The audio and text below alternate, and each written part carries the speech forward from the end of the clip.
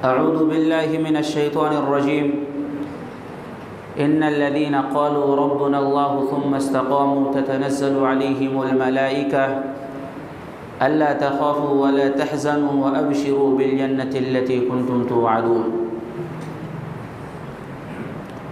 محترم سامعین کرام، بزرگان دین، نوجوانان ملت اسلامیہ اور خواتین اسلام، آج کے اس خطبہ جمعہ میں مجھے آپ حضرات کے سامنے جس عنوان کے تحت گفتگو کرنی ہے وہ عنوان ہے عذاب قبر سے بچاؤ کے اسباب۔ انشاءاللہ العزیز کتاب و سنت کی روشنی میں اس موضوع کے حوالے سے کچھ باتیں آپ کے سامنے عرض کرنے کی کوشش کروں گا۔ اللہ رب العالمین سے دعا ہے کہ رب العالمین مجھے حق بات کہنے، کتاب و سنت کے مطابق بیان کرنے، ہم سب کو حق بات سننے اور اس پر عمل کرنے کی توفیق عطا فرمائے، آمین۔ حضرات، قبر وہ مقام ہے جہاں پر ایک انسان کو وفات کے بعد سے لے کر کے قیامت تک رہنا ہے۔ اسی زندگی کو برزخی زندگی بھی کہا جاتا ہے۔ اس برزخی زندگی میں تنہائی کتنی ہے، اس برزخی زندگی میں تاریکی کتنی ہے، اس برزخی زندگی میں دہشت کتنی ہے، اس برزخی زندگی میں خوف کتنا ہے، ڈر کتنا ہے، آئیے اس سلسلے میں پیارے نبی صلی اللہ علیہ وسلم کی چند احادیث کو سماعت کرتے ہیں۔ سنن ترمذی کی روایت ہے، پیارے نبی صلی اللہ علیہ وسلم ارشاد فرماتے ہیں، ما رأيت منظرا قط الا والقبر افظع منه۔ قبر سے زیادہ سخت خطرناک جگہ، قبر سے زیادہ سخت خوفناک جگہ میں نے آج سے پہلے کبھی نہیں دیکھی ہے۔ یہ پیارے نبی صلی اللہ علیہ وسلم کی حدیث ہے۔ پیارے نبی صلی اللہ علیہ وسلم اس حدیث کے اندر ہمیں اور آپ کو اس بات کا پیغام دے رہے ہیں کہ قبر بہت ہی خوفناک جگہ ہے، قبر بہت ہی وحشتناک جگہ ہے۔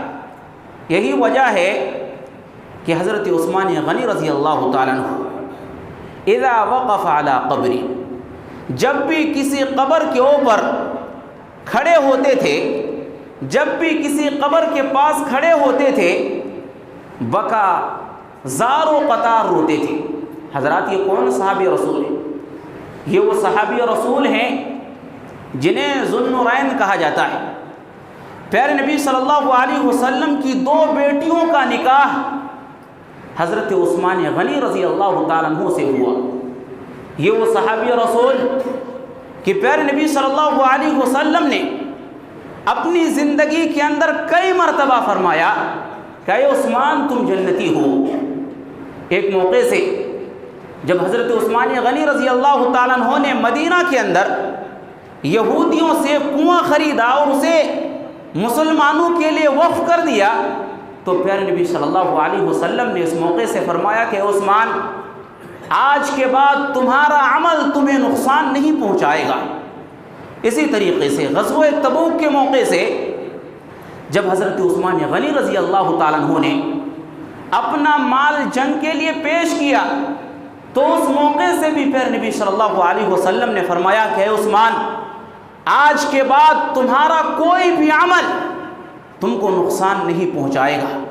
حضرات، یہ عثمان غنی ہیں جن کو پیارے نبی صلی اللہ علیہ وسلم نے اسی دنیا کے اندر جنت کی بشارت دی ہے۔ جب بھی کسی قبر کے پاس کھڑے ہوتے، بکا زار و قطار روتے، حتی یبل لحیتہ، یہاں تک کہ حضرت عثمان غنی رضی اللہ تعالیٰ عنہ کی داڑھیاں تر ہو جاتی۔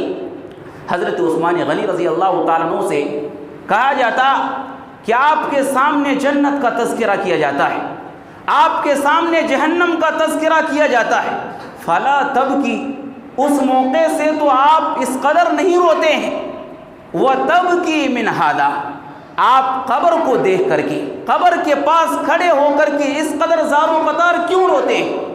حضرت عثمان غنی رضی اللہ تعالیٰ عنہ جواب دیتے ہوئے کہتے ہیں، لوگوں یاد رکھو، میں نے امام کائنات جناب محمد رسول اللہ صلی اللہ علیہ وسلم کو فرماتے ہوئے سنا ہے، ان القبر اول منزل من منازل الاخرہ، یہ قبر آخرت کی منزلوں میں سب سے پہلی منزل ہے، فَإِن نَجَا مِنْهُ فَمَا بَعْدُ أَيْسَرُ، پھر نبی صلی اللہ علیہ وسلم نے فرمایا کہ جو انسان اس قبر کے اندر کامیاب ہو جائے، جو انسان اس قبر کے اندر نجات پا جائے، اس کے بعد کے مرحلے اس کے لیے بہت آسان ہو جاتے ہیں، وَإِن لَمْ يَنْجُ، اور جو انسان اس قبر کے اندر نجات نہ پائے، جو انسان اس قبر کے اندر کامیاب نہ ہو پائے، فَمَا بَعْدُهُ أَشَدُّ مِنْهُ، اس کے بعد کے جو مرحلے ہیں وہ بہت ہی زیادہ سخت ہیں، وہ بہت ہی زیادہ خوفناک اور بھیانک ہے۔ حضرات یہ روایت ترمذی کے اندر موجود ہے۔ حضرات قبر کے اندر جو معاملہ ہوتا ہے، کس کے لیے معاملہ آسان ہوتا ہے، کس کے لیے معاملہ سخت ہوتا ہے؟ پھر نبی صلی اللہ علیہ وسلم کی وہ حدیث آپ سماعت فرمائیں، پھر نبی صلی اللہ علیہ وسلم فرماتے ہیں کہ جب ایک مومن انسان کو قبر کے اندر رکھا جاتا ہے تو دو فرشتے اس کے پاس آتے ہیں، اس کو اٹھا کر کے بٹھاتے ہیں، پھر سوال کرتے ہیں، اے انسان بتا، یا اللہ کے بندے بتا، تیرا رب کون ہے؟ وہ انسان، وہ مومن بندہ کہتا ہے میرا رب اللہ ہے۔ پھر فرشتے سوال کرتے ہیں، بتا اس انسان کے بارے میں تو کیا کہتا ہے جس کو دنیا کے اندر بھیجا گیا تھا؟ وہ مومن انسان کہتا ہے وہ تو اللہ کے رسول ہے۔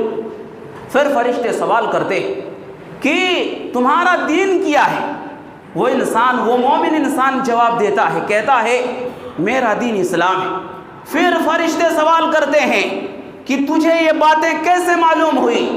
وہ انسان جواب دیتا ہے کہ میں نے اللہ کی کتاب کو پڑھا، میں نے اللہ کی کتاب کو سمجھا، اللہ کی کتاب کو پڑھنے کی وجہ سے ہمیں یہ باتیں معلوم ہوئی۔ آسمان سے ایک اعلان کرنے والا اعلان کرتا ہے کہ میرے اس بندے نے سچی بات کہی ہے، اس کے لیے جنت کا بستر بچھا دو اور جنت کا لباس اس کو پہنا دو، اور جنت کی ایک کھڑکی ان کے قبر کی طرف کھول دو۔ جنت کی ایک کھڑکی ان کے قبر کی طرف کھول دی جاتی ہے، جنت کی اچھی ہوائیں، جنت کی خوشبودار ہوائیں اس کے پاس آتی رہتی ہیں اور قیامت تک آتی رہیں گی۔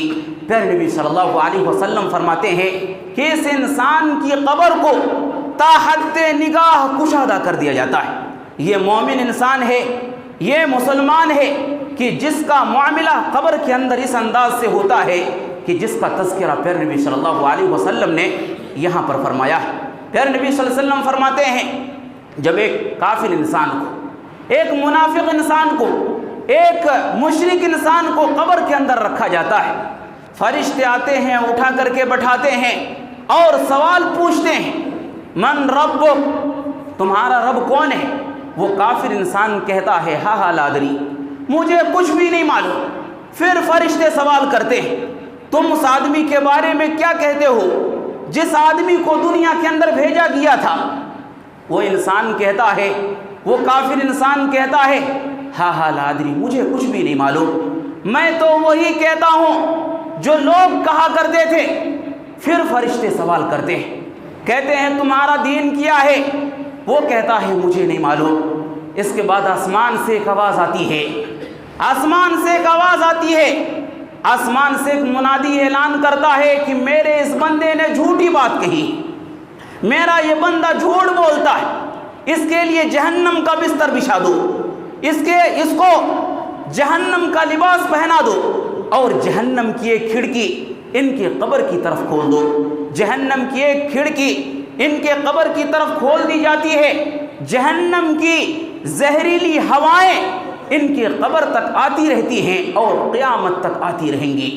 اور حضرات پھر نبی صلی اللہ علیہ وسلم آگے فرماتے ہیں کہ اس کی قبر کو اس کے لیے تنگ کر دیا جاتا ہے، اس قدر تنگ کیا جاتا ہے کہ اس کی ایک پسلی دوسری پسلی کے اندر گھس جاتی ہیں۔ حضرات پیارے نبی صلی اللہ علیہ وسلم آگے فرماتے ہیں کہ اس کے بعد دو فرشتوں کو، ایک فرشتہ کانا ہوتا ہے، ایک فرشتہ بہرا ہوتا ہے، ان دو فرشتوں کو اس کے اوپر مسلط کیا جاتا ہے۔ ان دو فرشتوں کے پاس لوہے کا ہتھوڑا ہوتا ہے۔ پیارے نبی فرماتے ہیں کہ اگر اس ہتھوڑے کو پہاڑ کے اوپر مارا جائے تو پہاڑ بھی ریزہ ریزہ ہو کر کے مٹی بن جائے۔ پیارے نبی صلی اللہ علیہ وسلم فرماتے ہیں کہ اس لوہے کے ہتھوڑوں سے اس انسان کو مارا جاتا ہے، اس کی منہ سے چیخ نکلتی ہے، اس کی منہ سے آواز نکلتی ہے، اور اس کی آواز کو انسانوں اور جنوں کے علاوہ دنیا کے اندر جتنی بھی مخلوق ہیں سب سنتے ہیں۔ حضرات یہ اس انسان کا معاملہ ہے جو کافر ہے، جو منافق ہے، جو مشرک ہے، اس کے ساتھ قبر کے اندر یہ معاملہ ہوتا ہے کہ جس کا تذکرہ پیارے نبی صلی اللہ علیہ وسلم نے اس حدیث کے اندر فرمایا ہے۔ حضرات حضرت اسماء بنت ابی بکر رضی اللہ تعالیٰ عنہ بیان کرتی ہیں، کہتی ہیں قام رسول اللہ صلی اللہ علیہ وسلم خطیبا، اللہ کے رسول صلی اللہ علیہ وسلم ایک مرتبہ خطبہ دے رہے تھے۔ خطبہ کے اندر پیارے نبی صلی اللہ علیہ وسلم نے عذاب قبر کا تذکرہ فرمایا۔ فلما ذکر ذلک، جب پیارے نبی صلی اللہ علیہ وسلم نے دوران خطبہ عذاب قبر کا تذکرہ فرمایا، ضج المسلمون ضجتا، مسلمان چیخ مار مار کر کے رونے لگے۔ حضرات آج ہماری حالت کیا ہے؟ عذاب قبر کا تذکرہ سنتے ہیں، بہت سارے ہیں جو خطبے کے دوران بھی سو جاتے ہیں، ہمارے جسم کے رونگٹے بھی کھڑے نہیں ہوتے۔ حضرات ضرورت ہے کہ ہم وہ ایمان پیدا کریں اپنے اندر جو ایمان صحابہ کرام کے اندر تھا۔ حضرات صحابہ کرام جب پیارے نبی صلی اللہ علیہ وسلم کی زبان سے عذاب قبر کو سنتے تھے، صحابہ کرام زاروں قطار روتے تھے، چیخ مار مار کر کے روتے تھے۔ اسی طریقے سے حضرات صحیح بخاری کی روایت ہے، حضرت انس بن مالک رضی اللہ تعالیٰ عنہ اس حدیث کے راوی ہیں، فرماتے ہیں کہ پیارے نبی صلی اللہ علیہ وسلم نے ارشاد فرمایا کہ لولا ان تدافنوا، لوگوں اگر مجھے اس بات کا اندیشہ نہ ہو کہ تم اپنے مردوں کو دفنانا چھوڑ دو گے تو میں اللہ رب العالمین سے دعا کرتا، اللہ رب العالمین تمہیں عذاب قبر کے اندر جو چیخ و پکار ہیں ان ساری چیزوں کو اللہ رب العالمین تمہیں سناتا، لیکن میں اللہ سے دعا نہیں کر رہا ہوں۔ کیوں؟ اس لیے کہ اگر تم قبر کے اندر کی چیخ و پکار کو سن لو گے تو کل ہو کر کے تم مردوں کو دفن کرنا بند کر دو گے۔ اس وجہ سے میں اللہ رب العالمین سے اس انداز کی دعائیں نہیں کر رہا ہوں۔ صحیح بخاری کی ایک اور روایت ابن عباس رضی اللہ تعالیٰ عنہ بیان کرتے ہیں، کہتے ہیں کہ مر رسول اللہ صلی اللہ علیہ وسلم علی قبرین، پیارے نبی صلی اللہ علیہ وسلم دو قبر والوں کے پاس سے گزرے۔ پیارے نبی صلی اللہ علیہ وسلم نے فرمایا کہ ان دونوں قبر والوں کو عذاب ہو رہا ہے، وما يعذبان فی کبیر، پیارے نبی صلی اللہ علیہ وسلم نے فرمایا کہ ان دونوں کو کسی بڑے گناہ کی وجہ سے قبر کے اندر عذاب نہیں دیا جا رہا ہے۔ ان کو کیوں عذاب دیا جا رہا ہے؟ پیارے نبی صلی اللہ علیہ وسلم نے ریزن بیان کی۔ پیارے نبی نے فرمایا کہ جہاں تک ان میں سے ایک کی بات ہے، لا یستتر من بولہ، وہ انسان پیشاب کے چھینٹے سے نہیں بچتا تھا۔ تو حضرات پیشاب کے چھینٹے سے بچا کریں، کیونکہ اگر نہیں بچیں گے تو اس سے ہم اور آپ عذاب قبر کے اندر مبتلا ہو سکتے ہیں۔ اس لیے پیشاب کے چھینٹوں سے بچنے کی کوشش کریں۔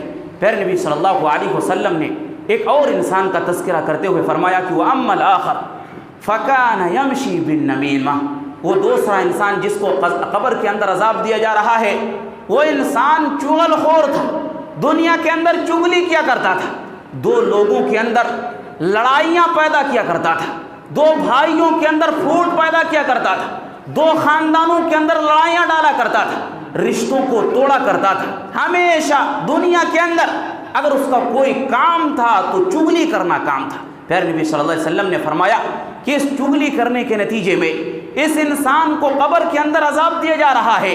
اس کے بعد پیارے نبی صلی اللہ علیہ وسلم نے کھجور کے ایک ہری ٹہنی منگوائی اور اس کو پیارے نبی صلی اللہ علیہ وسلم نے 2 حصوں میں تقسیم کیا، اور 2 حصوں میں تقسیم کرنے کے بعد ایک قبر کے اندر ایک حصے کو گاڑ دیا اور دوسری قبر کے اندر دوسرے حصے کو گاڑ دیا۔ صحابہ کرام نے سوال کیا، یا رسول اللہ، یا اللہ کے رسول صلی اللہ علیہ وسلم، آپ نے یہ کام کیوں کیا؟ پیارے نبی صلی اللہ علیہ وسلم نے فرمایا کہ مجھے امید ہے کہ جب تک یہ ٹہنیاں سوکھ نہ جائے تب تک ان کے عذابات میں کچھ تخفیف ہو جائے۔ حضرات، یہ صحیح بخاری کی روایت ہے۔ اس روایت سے بھی پتہ چلتا ہے کہ قبر کے اندر 2 لوگوں کو عذاب ہوتا ہے، ایک وہ انسان جو پیشاب کے چھینٹوں سے نہیں بچتا، اور ایک وہ انسان جو ہمیشہ معاشرے کے اندر چغلی کرتا ہے۔ یہ 2 لوگ ہیں کہ جن کو قبر کے اندر عذاب میں مبتلا کیا جاتا ہے۔ اسی طریقے سے حضرات ایک اور روایت ابن ماجہ کی ہے، حضرت براء ابن عازب رضی اللہ تعالیٰ عنہ بیان کرتے ہیں، کہتے ہیں کننا مع رسول اللہ صلی اللہ علیہ وسلم، ہم اللہ کے رسول صلی اللہ علیہ وسلم کے ساتھ ایک جنازے کے اندر تھے۔ فجلس علی شفیر القبر، پیارے نبی صلی اللہ علیہ وسلم قبر کے پاس، ایک قبر کے پاس جا کر کے بیٹھ گئے۔ فبکا، پیارے نبی صلی اللہ علیہ وسلم رونے لگے۔ حتی بل الثری، پیارے نبی صلی اللہ علیہ وسلم اس قدر روئے، اس قدر روئے، اس قدر روئے کہ آپ کی آنکھوں سے نکلنے والے آنسوؤں سے زمین تر ہو گئی۔ حضرات، یہ پیارے نبی صلی اللہ علیہ وسلم ہیں، یہ وہ نبی ہیں کہ جن کی اگلی پچھلی ساری خطاؤں کو اللہ نے معاف کر دیا تھا۔ اس کے باوجود ہمارے نبی کی یہ حالت ہے۔ آج ہماری حالت کیا ہے؟ جب ہم قبرستان جاتے ہیں، کسی قبر کے پاس سے گزرتے ہیں، وہاں پر بھی جا کر کے ہم کسی کا مذاق اڑاتے ہیں، کسی کی چغلی کرتے ہیں، کسی خاندان کو توڑنے کی بات کرتے ہیں۔ آج ہمارا معاملہ یہ ہے کہ قبرستان میں جا کر کے بھی ہم ایک دوسروں کی برائی بیان کرتے ہیں۔ ایسا لگتا ہے کہ ہمیں کبھی اس قبر کے اندر سونا ہی نہیں ہے، ایسا معلوم ہوتا ہے کہ ہمیں کبھی اس قبر کے اندر فرشتوں کے سوال کا سامنا کرنا ہی نہیں ہے، ایسا لگتا ہے کہ ہمیں کبھی رب العالمین کے سامنے کھڑے ہو کر کے حساب و کتاب دینا ہی نہیں ہے۔ حضرات، یہ پیارے نبی صلی اللہ علیہ وسلم کی حالت ہے۔ پیارے نبی صلی اللہ علیہ وسلم قبر کے پاس بیٹھ کر کے زار و قطار رو رہے ہیں، اس قدر رو رہے ہیں، اس قدر رو رہے ہیں کہ آپ کی آنکھوں سے نکلنے والے آنسوؤں سے زمین تر ہو جا رہی ہے۔ پیارے نبی صلی اللہ علیہ وسلم اسی حالت میں کہتے ہیں، یا اخوانی، یا اخوانی لمثل ھذا فاعدوا، اے میرے بھائیوں، اے میرے بھائیوں، اس قبر میں آنے کے لیے تیاری کر لو، اس قبر میں سونے کے لیے تیاری کر لو، اس قبر کے اندر فرشتوں کا سامنا کرنے کے لیے تیاری کر لو۔ حضرات، ضرورت ہے کہ ہم اس دنیا کے اندر قبر میں جانے کے لیے ہم تیاری کریں، اس دنیا کے اندر ہم آخرت کو یاد رکھیں۔ حضرات، سوال یہ ہے کہ قبر کے عذابات سے ہم کیسے بچ سکتے ہیں؟ قبر کے لیے ہم کیا کیا تیاریاں کر سکتے ہیں؟ وہ کون کون سے اعمال ہیں کہ اگر ہم ان اعمال کو انجام دیں تو ہم عذاب قبر سے بچ سکتے ہیں؟ حضرات، آئیے چند اعمال کا تذکرہ آپ سنتے چلیں۔ حضرات، سب سے پہلی چیز، اگر ہم عذاب قبر سے بچنا چاہتے ہیں، اگر ہم قبر کی آزمائش سے بچنا چاہتے ہیں تو ضرورت ہے کہ عذاب قبر سے ہم اللہ کی پناہ مانگا کریں۔ اگر ہم عذاب قبر سے اللہ کی پناہ مانگیں گے، اللہ رب العالمین ہمیں عذاب قبر سے بچا لے گا۔ سنن ابی داؤد کی روایت ہے، ابن عباس رضی اللہ تعالیٰ عنہ اس حدیث کے راوی ہیں، فرماتے ہیں کہ رسول اللہ صلی اللہ علیہ وسلم اس دعا کو اس طرح سے صحابہ کرام کو سکھاتے تھے جس طرح پیارے نبی صلی اللہ علیہ وسلم صحابہ کرام کو قرآن سکھاتے تھے۔ وہ کون سی دعا ہے؟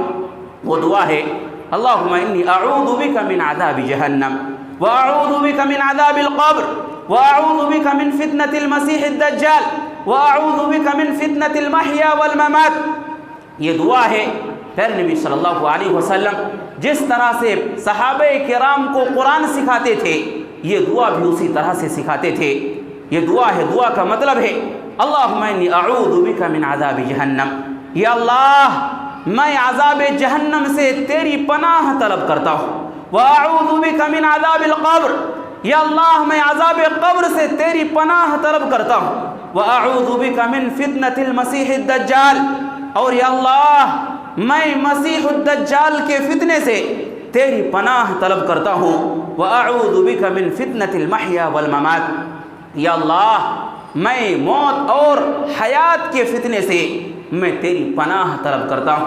پیارے نبی صلی اللہ علیہ وسلم نے یہ دعا پڑھنے کی تعلیم ہمیں اور آپ کو دی، اور اس بات کا پیغام دیا کہ جب ہم نماز کی ادائیگی کریں، نماز کی ادائیگی کے دوران جب ہم آخری تشہد میں بیٹھیں تو درود شریف پڑھنے کے بعد ہم یہ دعا ضرور پڑھا کریں۔ اگر ہم یہ دعا نماز کی آخری تشہد میں درود شریف کے بعد پڑھیں گے، اللہ رب العالمین ہمیں عذاب قبر سے بچا لے گا۔ اسی طریقے سے حضرات، عذاب قبر سے بچاؤ کے اسباب میں نمازوں کی پابندی کرنا بھی ہے، زکوٰۃ کی ادائیگی کرنا بھی ہے، صدقہ و خیرات کرنا بھی ہے، صلہ رحمی اختیار کرنا بھی ہے، روزہ رکھنا بھی ہے۔ حضرات یہ وہ اعمال ہیں جو انسان کو عذاب قبر سے بچاتے ہیں۔ ابن حبان کی روایت ہے، یہ روایت آپ ذرا غور سے سماعت فرمائیں۔ ابو ہریرہ رضی اللہ تعالیٰ عنہ اس حدیث کے راوی ہیں، فرماتے ہیں کہ رسول اللہ صلی اللہ علیہ وسلم نے ارشاد فرمایا، ان المیت اذا وضع فی قبرہ، جب ایک میت کو قبر کے اندر رکھا جاتا ہے اور قبر کے اندر رکھ کر کے اس کے رشتہ دار جب واپس پلٹ جاتے ہیں تو ان کے جوتیوں کے آہٹ کو وہ میت انسان سنتا ہے، وہ میت انسان سنتا ہے ان کی جوتیوں کے آہٹ کو۔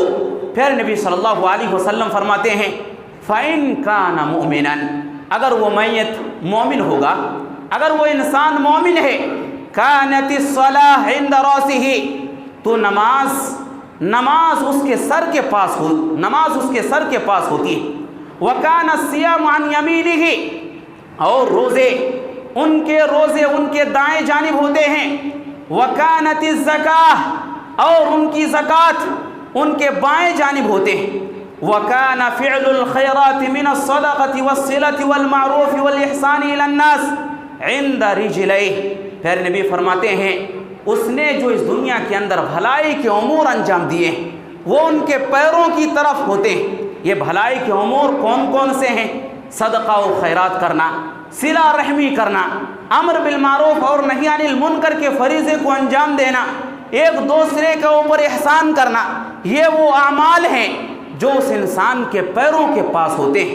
پھر نبی صلی اللہ علیہ وسلم آگے فرماتے ہیں، فَيُؤْتَى مِن قِبَلِ رَأْسِهِ، عذاب قبر اس کے پاس، اس میت کے پاس سر کی طرف سے آنے کی کوشش کرتا ہے، فَتَقُولُ الصَّلَاةُ، سر کے پاس نماز موجود ہوتی ہے، نماز کہتی ہے مَا قِبَلِ مَدْخَلٌ، یہاں سے میت تک پہنچنے کا کوئی راستہ نہیں ہے، یہاں سے تم میت تک پہنچ نہیں سکتے ہو۔ ثُمَّ يَأْتِي عَنْ يَمِينِهِ، پھر عذاب قبر اس کے دائیں طرف سے آنے کی کوشش کرتا ہے، فَيَقُولُ الصِّيَامُ، دائیں طرف روزے موجود ہوتے ہیں، روزے کہتے ہیں مَا قِبَلِ مَدْخَلٌ، میرے طرف سے میت تک پہنچنے کا تمہارے لیے کوئی راستہ نہیں ہے۔ جب یہاں سے بھی عذاب قبر میت تک پہنچ نہیں پاتا، ثُمَّ يُؤْتَى عَنْ يَسَارِهِ، پھر عذاب قبر میت کے بائیں طرف سے آنے کی کوشش کرتا ہے، فَتَقُولُ الزَّكَاةُ، میت کے بائیں طرف زکوٰۃ موجود ہوتی ہے، زکوٰۃ کہتی ہے مَا قِبَلِ مَدْخَلٌ، یہاں سے بھی میت تک پہنچنے کا کوئی راستہ نہیں ہے۔ پھر عذاب قبر اس کے پیروں کی طرف سے آنے کی کوشش کرتا ہے، فَتَقُولُ فِعْلَ الْخَيْرَاتِ، تو نیک امور، نیک کام، صدقہ و خیرات کرنا، صلہ رحمی کرنا، امر بالمعروف اور نہی عن المنکر کو انجام دینا، ایک دوسرے کے اوپر احسان کرنا، یہ جو نیک امور ہیں یہ کہتے ہیں ما قبلی مدخل، یہاں سے بھی میت تک پہنچنے کا کوئی بھی راستہ نہیں ہے۔ حضرات یہ باتیں ہوتی ہیں، فَيُقَالُ لَهُ، اور اس کے بعد پھر اس میت کو قبر کے اندر اٹھا کر کے بیٹھایا جاتا ہے، وہ میت اٹھ کر کے بیٹھ جاتا ہے۔ حضرات یہ پیارے نبی صلی اللہ علیہ وسلم کی حدیث ہے۔ اس روایت کے اندر، اس حدیث کے اندر پیارے نبی صلی اللہ علیہ وسلم نے ہمیں اور آپ کو اس بات کا پیغام دیا ہے کہ انسان جو اس دنیا کے اندر نمازوں کی پابندی کرتا ہے، زکوٰۃ کی ادائیگی کرتا ہے، صدقہ و خیرات کرتا ہے، صلہ رحمی کو اختیار کرتا ہے، ایک دوسرے کے اوپر احسان کرتا ہے، امر بالمعروف اور نہی عن المنکر کے فریضے کو انجام دیتا ہے، روزوں کا اہتمام کرتا ہے۔ حضرات یہ وہ اعمال ہیں جو قبر کے اندر میت کو گھیرے ہوئے ہوتے ہیں، اور یہ اعمال میت تک عذاب قبر کو پہنچنے سے روکتے ہیں۔ حضرات ضرورت ہے کہ ہم ان اعمال کا اہتمام کریں تاکہ ہم اور آپ بھی عذاب قبر سے محفوظ رہ سکیں۔ اسی طریقے سے حضرات عذاب قبر سے بچنے کے اسباب میں ایک سبب یہ بھی ہے کہ جب میت کو دفن کر دیا جائے تو وہاں پر کھڑے ہو کر کے ہم میت کے لیے دعا کریں۔ اگر ہم وہاں پر کھڑے ہو کر کے میت کے لیے دعا کریں گے تو عذاب قبر سے میت کو نجات مل سکتی ہے۔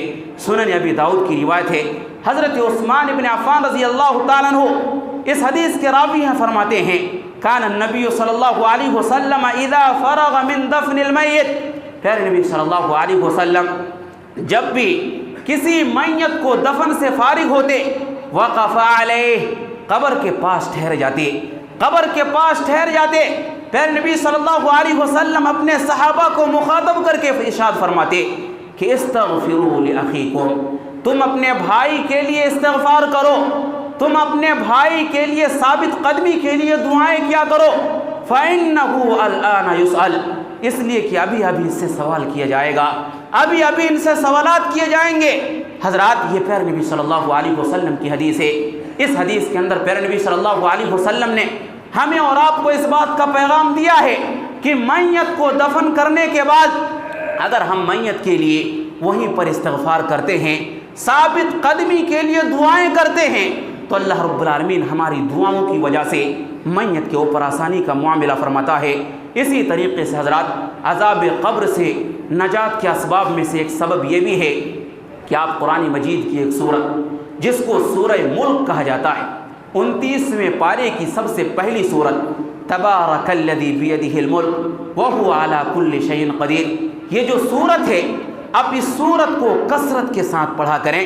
اگر آپ اس سورت کو کثرت کے ساتھ پڑھیں گے عذاب قبر سے نجات آپ کو مل جائے گی۔ معجم الکبیر کی روایت ہے، ابن عباس رضی اللہ تعالیٰ عنہ اس حدیث کے راوی ہیں، فرماتے ہیں کہ سورۃ تبارک، قرآن مجید کے اندر ایک سورت ہے جس کو تبارک کہا جاتا ہے، تبارک الذی بیدہ الملک۔ حضرت ابن عباس فرماتے ہیں ہی المانیۃ، یہ سورت ہے، یہ وہ سورت ہے جو عذاب قبر کو روکنے والی ہے، عذاب قبر سے نجات دینے والی ہے۔ پیارے نبی صلی اللہ علیہ وسلم جب بھی سونے کے لیے بستر پر جاتے تھے سورہ ملک کی پیارے نبی صلی اللہ علیہ وسلم تلاوت کیا کرتے تھے۔ تو حضرات پیارے نبی صلی اللہ علیہ وسلم کی حدیث میں اس بات کا تذکرہ ملتا ہے کہ اگر کوئی انسان سورہ تبارک یعنی سورہ ملک کو کثرت کے ساتھ تلاوت کرتا ہے وہ انسان عذاب قبر سے بچ جاتا ہے، اللہ رب العالمین اس انسان کو عذاب قبر سے بچا لیتا ہے۔ عذاب قبر سے بچاؤ کے اسباب میں ایک سبب یہ بھی ہے کہ انسان کی وفات جمعہ کے دن یا جمعہ کی رات ہو جائے۔ اگر کسی انسان کی وفات جمعہ کی رات یا جمعہ کے دن ہو جائے اللہ رب العالمین اس انسان کو بھی عذاب قبر سے بچا لیتا ہے۔ صحیح مسلم کی حدیث ہے، حضرت عبداللہ بن عمرو رضی اللہ تعالیٰ عنہ اس حدیث کے راوی ہیں، فرماتے ہیں ما من مسلم یموت یوم الجمعہ او لیلۃ الجمعہ، پیارے نبی صلی اللہ علیہ وسلم فرماتے ہیں کہ ایک مسلمان کا انتقال اگر جمعہ کے دن ہو جائے، جمعہ کی رات ہو جائے، الا وقاہ اللہ فتنۃ القبر، اللہ رب العالمین اس انسان کو فتنہ قبر سے، عذاب قبر سے بچا لیتا ہے۔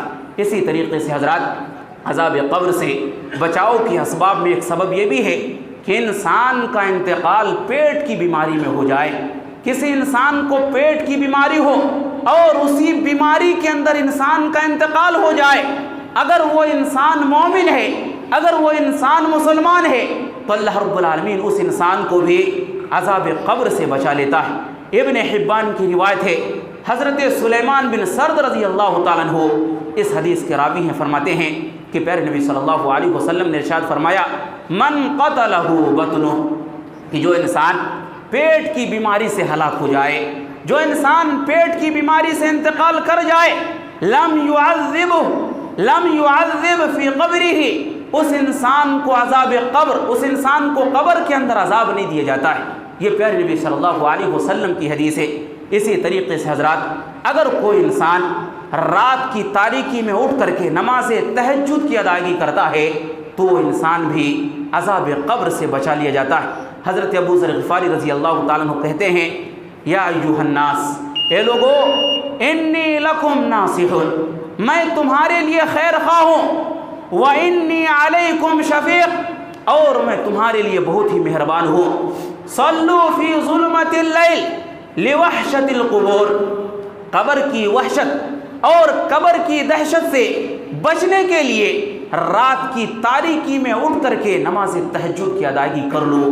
کیا پتہ چلا، اگر کوئی انسان رات کی تاریکی میں اٹھ کر کے نماز تہجد کی ادائیگی کرتا ہے، اس انسان کو فتنہ قبر سے بچا لیا جاتا ہے، وہ انسان عذاب قبر سے بچ جاتا ہے۔ اسی طریقے سے حضرات ایک آخری بات یاد رکھیں، عذاب قبر سے بچانے، عذاب قبر سے نجات حاصل کرنے کے لیے ضروری ہے کہ ہم اپنے اندر توحید کو اختیار کریں، توحید کے مطابق زندگی گزاریں۔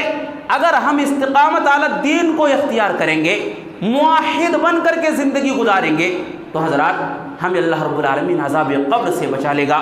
اللہ رب العالمین نے قرآن مجید کے اندر ارشاد فرمایا، ان الذین قالوا ربنا اللہ ثم استقاموا تتنزل علیہم الملائکہ الا تخافوا ولا تحزنوا، وہ لوگ جو اس دنیا کے اندر کہتے ہیں کہ ہمارا رب اللہ ہے، ثم استقاموا، پھر اسی کے اوپر وہ ڈٹ جاتے ہیں، ان کے اوپر فرشتے نازل ہوتے ہیں یہ کہتے ہوئے، اللہ تخافوا، تمہیں خوف کرنے کی ضرورت نہیں ہے، ولا تحزنوا، تمہیں غمگین ہونے کی ضرورت نہیں ہے۔ حضرات یہ لوگ جن کو فرشتے بشارت دیتے ہیں کہ تمہیں خوف کرنے کی ضرورت نہیں ہے، تمہیں غم کرنے کی ضرورت نہیں ہے، یہ وہ لوگ ہیں جو فتنے قبر سے بھی بچا لیے جاتے ہیں، یہ فتنے عذاب سے بھی، عذاب قبر سے بھی بچا لیے جاتے ہیں۔